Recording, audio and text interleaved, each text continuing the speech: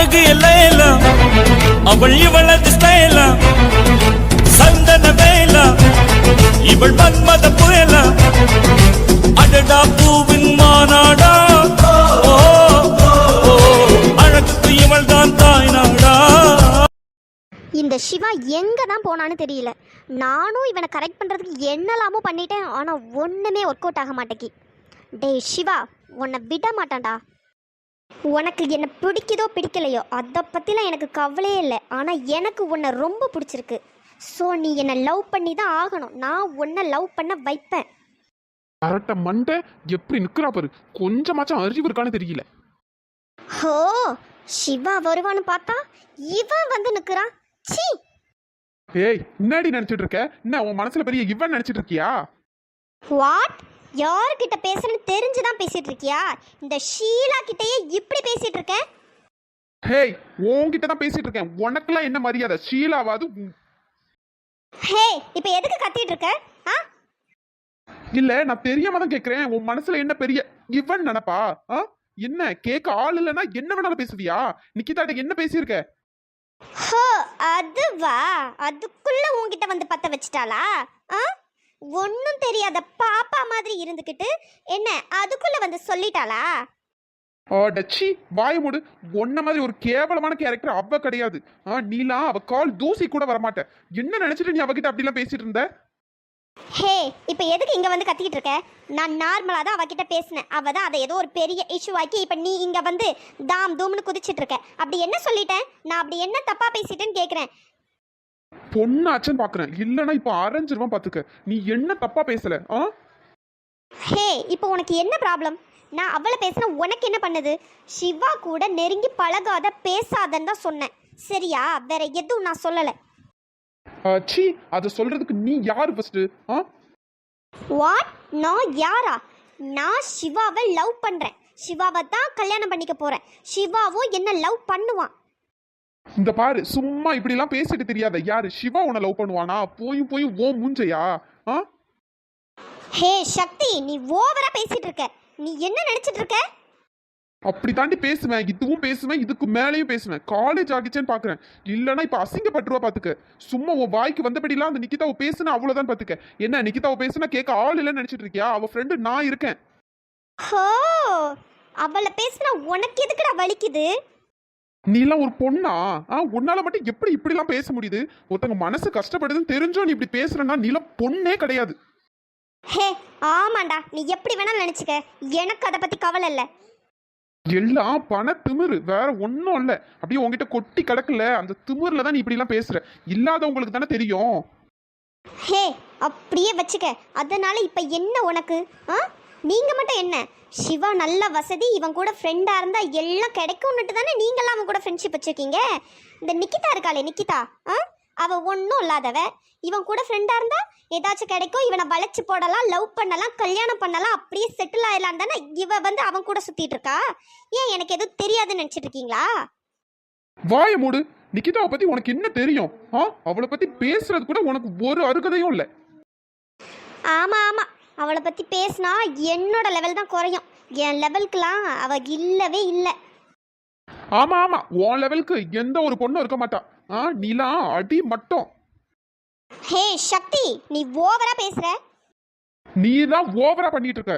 இனிமேட்டு ஒழுங்கா பார்த்து பேசு. நிக்கிதாவை பத்தி உனக்கு என்ன தெரியும்? அவ எவ்வளவு கஷ்டப்பட்டு படிச்சுட்டு இருக்கான்னு உனக்கு தெரியுமா? பாவம் தெரியுமா? அவளுக்கு யாருமே இல்லை, அம்மா அப்பான்னு சொல்லிக்கிறதுக்கு ஒரு சொந்தக்காரங்க யாரும் இல்லாம ஹாஸ்டல்ல தங்கி தனியா உட்காந்து படிச்சுட்டு இருக்கா. ஏதோ இந்த காலேஜ்க்கு வர்றதுனாலதான் அவ கொஞ்சமாச்சும் நிம்மதியா இருக்கா. அதையும் ஏன் இப்படி கெடுக்குறீங்கன்னு தான் எனக்கு தெரியல. வாட்? நான் கெடுக்கிறேனா? அவ காலேஜ்க்கு வர்றது நான் கெடுக்கிறேனா? அவளுக்கு யாரும் இல்லைன்னா அதுக்கு நான் என்ன பண்றது? நீலாம் திருந்தவே மாட்டேன். உன்ன மாதிரி ஒரு கேவலமான சீப் கேரக்டர் யாருக்குமே பிடிக்காது. நீ லிமிட்ட மீறி பேசிட்டு இருக்க சக்தி. டச்சி வாய மூடுறி. சிவா உன்னை லவ் பண்ணுவான்னு நினைச்சிட்டு இருக்கல? கனவுல கூட நடக்காதுடி. உன்ன மாதிரி ஒரு கேவலமான கேரக்டர் அவன் திரும்பி கூட பார்க்க மாட்டான். சக்தி, நீ ஓவரா பேசிட்டு இருக்க. அப்படிதான் பேசுவேன். உன்னால என்ன புடுங்க முடியுமோ புடுங்கிக்க. ஹே சக்தி, நான் இப்ப சொல்றேன், எழுதி வச்சுக்க. சிவாவே என்ன வந்து லவ் பண்ணுவான். நான் அவனை லவ் பண்ண வைப்பேன். அப்ப உன் மூஞ்ச எங்க கொண்டு வைக்கிறேன் நானும் பாக்குறேன். அதே தாண்டி நானும் சொல்றேன், சிவா உன்ன லவ் பண்ண மாட்டான், உன் பக்கம் திரும்பி கூட பார்க்க மாட்டான். அப்ப உன் மூஞ்ச எங்க எடுத்து கொண்டு போய் வைக்கிறேன்னு நானும் பாக்குறேன். சி, இவெல்லாம் ஒரு பொண்ணுன்னு சொல்றதுக்கே அசிங்கமா இருக்கு. சக்தி, நீ இன்னைக்கு ஓவரா பேசிட்ட. நீ இதுக்கெல்லாம் அனுபவிப்ப. உன்னையும் சிவாவையும் பிரிச்சு காட்டுறதுதான் முதல்ல என்னோட வேலை. இன்னும் ஒரு 4 தெரு தான் போனோம். அந்த வீட்லயும் போயிட்டு அப்படியே லிஸ்ட் எடுத்துட்டோம்னா என் ஆள் எங்க இருப்பான்னு கண்டுபிடிச்சிடலாம். அந்த 4 தெருவுல ஏதோ ஒரு வீட்டில தான் என் குலோப்ஜாம் இருக்கு. ஏ குலோப்ஜாம், உன்னை கண்டுபிடிச்சு உன்னை தூக்காம விட மாட்டேன்டி.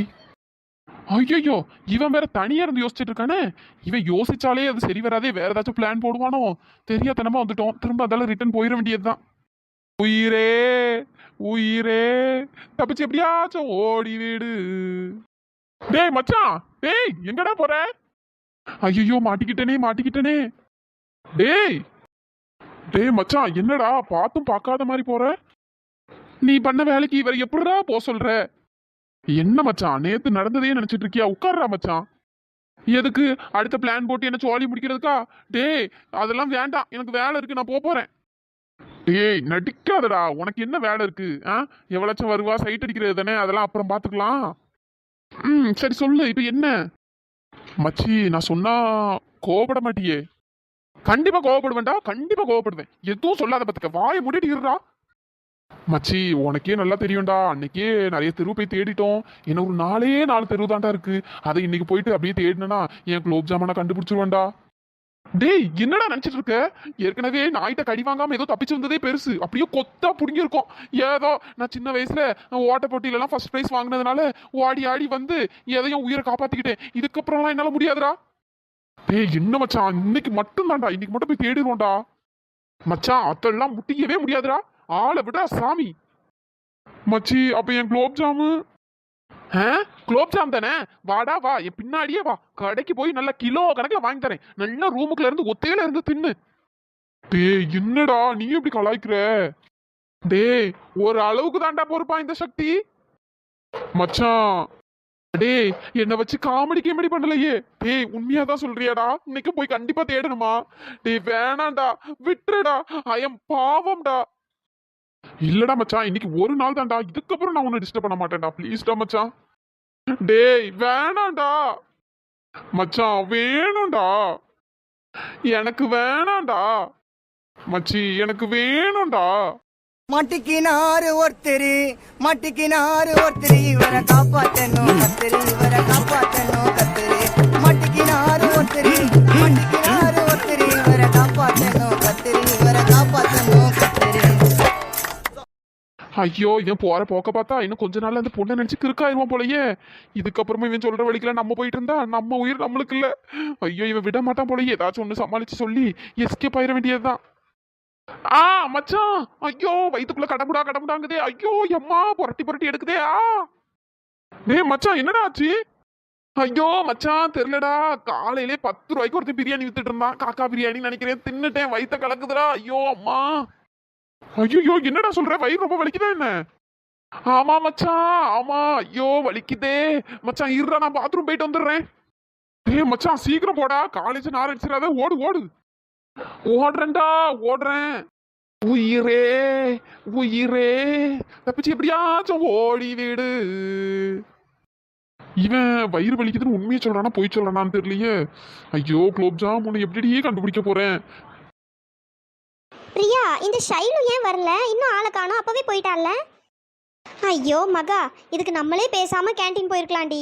இந்த ஷைலு இருக்காளே, ஒரு 2 வடை தான் வாங்கிட்டு வர சொன்னோம். ஆனா பாரு, 2 வடை வாங்கிட்டு வரதுக்கு 2 மணி நேரம் ஆக்கிடுவா.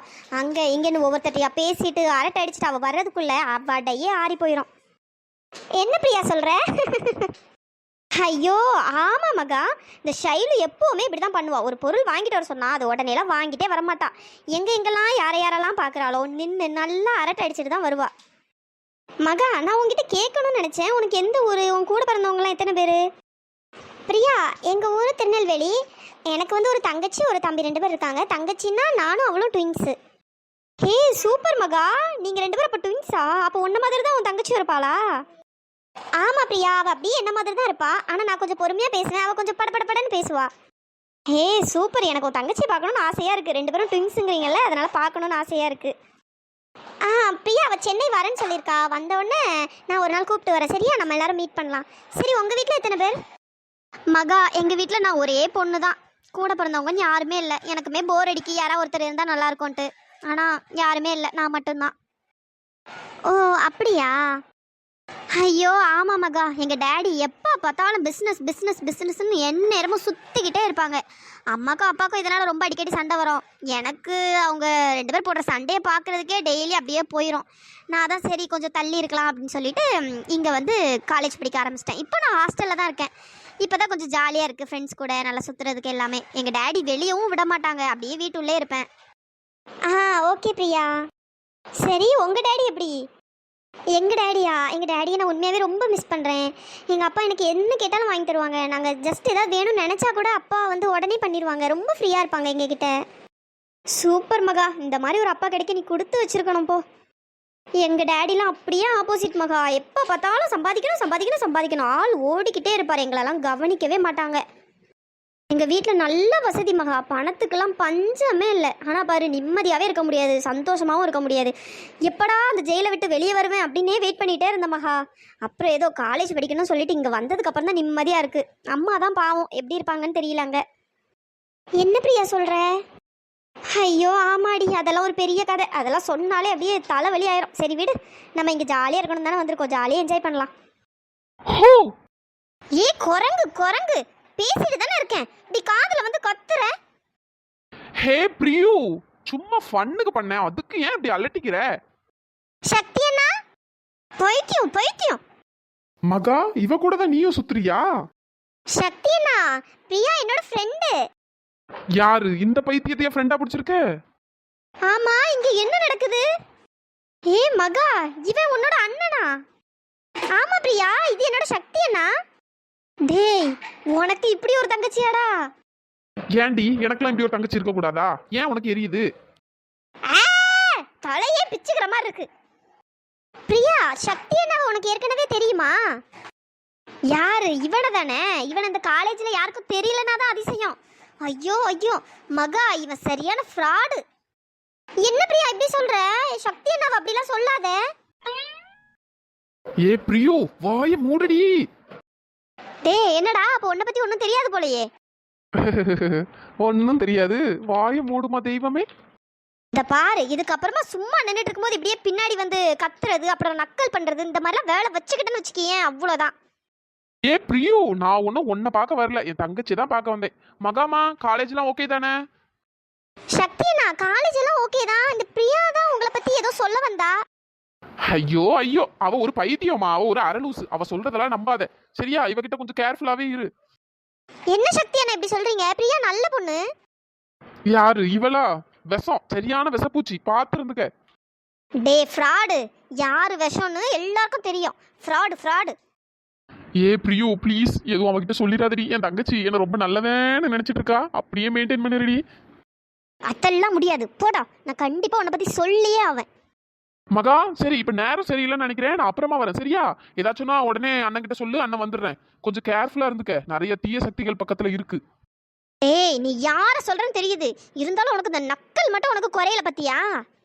ஹாஹா, கூடவே பிறந்தது குறையவே குறையாது. ஓவரா பண்ணாதடா. சரி சரி, நான் கிளம்புறேன். பிரியோ பாய், மகாமா பாய். பாய் சக்தி அண்ணா. ஐயோ, இந்த பிரியா வேற ஏதாச்சும் போட்டு கொடுத்துருவாளோ என்னன்னு தெரியலையே.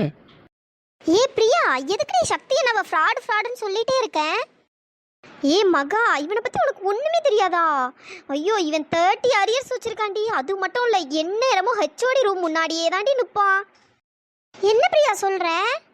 ஏ மகா, ஒரு கிளாஸ்ல கூட ஒழுங்கா இருக்க மாட்டான்டி. எந்நேரமும் ஏதாச்சும் சேட்டை பண்ணிக்கிட்டு காலேஜில் உள்ள பெஞ்சை உடைக்கிறது, கதவை உடைக்கிறது, லைட்டை உடைக்கிறது, அங்க இங்கன்னு சேட்டை பண்றது, இந்த மாதிரி ஏகப்பட்ட கம்ப்ளைண்ட் இவன் மேல. ஏ பிரியா, நீ பொய் சொல்லாதடி. அப்படிலாம் இல்ல, சக்தி அண்ணா தான் எனக்கு காலேஜில் சீட்டே வாங்கி கொடுத்தாங்க தெரியுமா? என்னடி சொல்ற? இதை வெளியே யார்கிட்டயும் சொல்லிடாத, சத்தமா சிரிச்சிருவாங்க. இவனுக்கே எப்படா டிசியை கொடுத்து வெளியே அனுப்பலான்ட்டு காலேஜில் மொத்தமா வெயிட் பண்ணிட்டு இருக்காங்க. நீ என்ன இவன் சொன்னான்னு உனக்கு சீட்டு வாங்கி கொடுத்தாங்கன்னு சொல்ற? ஏ பிரியா, உண்மையாவே வா, சக்தி அண்ணா மேல இவ்ளோ கம்ப்ளைண்ட்ஸ் இருக்கா? மகா இப்படி தாண்டி ஒருக்கா காலேஜில் ஆனுவல் டே ஃபங்க்ஷன் நடந்தது. அந்த டைமில் இவன் என்ன பண்ணான் தெரியுமா? என்னடி பண்ணாங்க? எல்லாரும் கொஞ்சம் நார்மலாக டீசெண்டாக இருக்க சாங்க்கு டான்ஸ் ஆடிட்டு போனாங்கடி. இவன் மட்டும் என்ன பண்ணான்னா ஆசைய காத்துல தூது விட்டு அந்த பாட்டுக்கு டான்ஸ் ஆடி செம்ம ஆட்டோண்டி. அந்த சாங் அடி. அப்புறம் என்னடி ஆச்சு? அப்புறம் என்ன ஆகணும், இவன் அதுக்கப்புறமா ஆனுவல் டேக்கு உள்ள சேர்க்கவே மாட்டாங்கடி. செம்ம ஃபன்னு. ஐயோ, இவன் எப்போதான் இந்த காலேஜ் முடிச்சு டிசியை வாங்கிட்டு போவான்ட்டு எல்லாரும் வெயிட் பண்ணிட்டு இருக்காங்கடி. அந்த அளவுக்கு எப்போ பார்த்தாலும் இவன் மேலே கம்ப்ளைண்ட்ஸ் தாண்டி. ஆனா சக்தி என்னவா அப்படி என்னால நம்பவே முடியலையே. ஐயோ ஐயோ, அவன் சரியான ஃப்ராடடி. அப்படியே பேசியே மயக்கிடுவான். ஆனா சக்தி என்ன எல்லாமே இப்படி ஃபன்னுக்காக பண்ணுவாங்கன்னு நினைக்கிறேன். ஏ மகா, அதுக்குன்னு ஒரு லிமிட் இருக்குடி. இவெல்லாம் லிமிட்டை தாண்டி போன கேஸ்டி. அப்பப்போ காலேஜில் சண்டை நடக்கும். அதுலலாம் ஆளாக நிற்கிறது உன் அண்ணனா மட்டும்தான் இருப்பான், வேற எவனும் இருக்க மாட்டான். எனக்கே ரொம்ப ஷாக்கிங்காக இருக்கு பிரியா. இவனால எப்பவுமே என்டர்டெயின்மெண்ட்டாக தாண்டி இருக்கும், ஏதாச்சும் ஒன்று பண்ணிகிட்டே இருப்பான். பிரியா, எனக்கு ஒன்று ஞாபகம் வருதுடி. எப்பவுமே சக்தி அண்ணா என்கிட்ட சொல்லுவாங்க, இந்த காலேஜே ஏன் கண்ட்ரோலில் தான் இருக்குது, ஏன் கண்ட்ரோலில் தான் இருக்குன்னு. ஐயோ ஐயோ, எனக்கு சிரிப்பா இருக்கு போடி. ஐயோ, அந்த ஃப்ராட் இப்படிதான் ஏதாவது ஒன்று சொல்லிட்டு தெரியும். அப்ப எனக்கு யாரடி சீட்டு வாங்கி கொடுத்துருப்பா? அதெல்லாம் எனக்கு தெரியல மகா. ஆனா ஒண்ணு மட்டும் தெரியும், சக்தி வந்து கண்டிப்பா உனக்கு சீட்டு வாங்கி தந்திருக்கவே மாட்டான். சக்தி தங்கச்சின்னா உன்னை ஃபர்ஸ்ட் காலேஜ்ல சேர்த்திருக்கவே மாட்டாங்க. அச்சச்சோ. ஆமா, சக்தி வந்து உனக்கு எப்படி அண்ணன்? அது நான் இப்போ பாட்டி வீட்டில் தானே தங்கியிருக்கேன். பாட்டியோட பேரன் தான் சக்தி அண்ணா. அடிக்கடி வருவாங்களா, அதனால அண்ணா அண்ணான்னு பேசி பேசி அப்படியே அண்ணா தங்கச்சி அந்த பாண்டிங் அப்படியே வந்துருச்சு. ஓ சரி சரி, நான் கூட நீ அவனோட ஓன் சிஸ்டரோன்னு நினச்சி பயந்துட்டேன்டி. ஐயோ, அவனே இப்படி இருக்கான்னா அவனுக்கு தங்கச்சிலாம் இருந்தால் எப்படி இருக்கும், அதான் ஷாக் ஆகிட்டேன்.